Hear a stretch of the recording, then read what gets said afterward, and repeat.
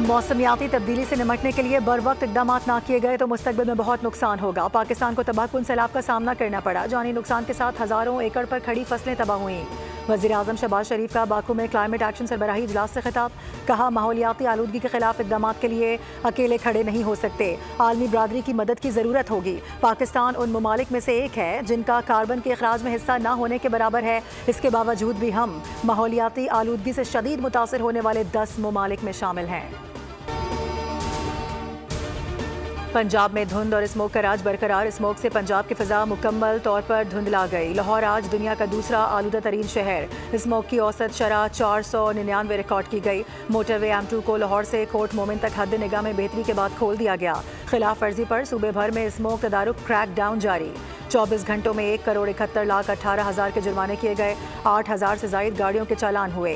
12 से जायद गाड़ियों के रूट परमिट मुअत्तल किए गए। इस्लामाबाद में भी स्मोक के खदशे के पेश नज़र जिला इंतजामिया ने कार्रवाइयाँ शुरू कर दी।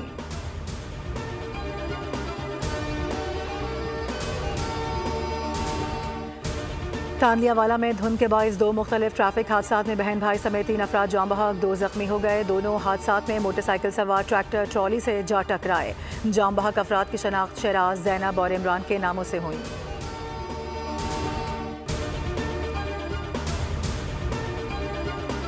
पाकिस्तान बैरूनी सरमायाकारों को प्रोफेशनली ट्रीट करे। IMF का मुतालबा सामने आ गया। ज़राए के मुताबिक स्पेशल इकोनॉमिक जोन्स में टैक्स इस्तिस्ना खत्म करने का भी मुतालबा किया गया है।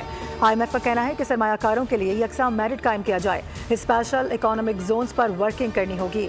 IMF वफ्द 15 नवंबर को SIFC हुक्काम से भी मुलाकात करेगा।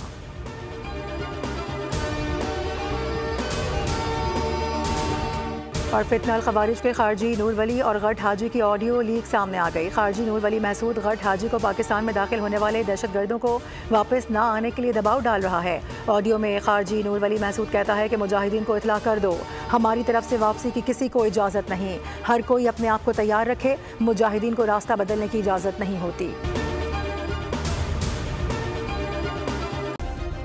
सब्सक्राइब करें और बेल दबाएं ताकि कोई खबर रह न जाए।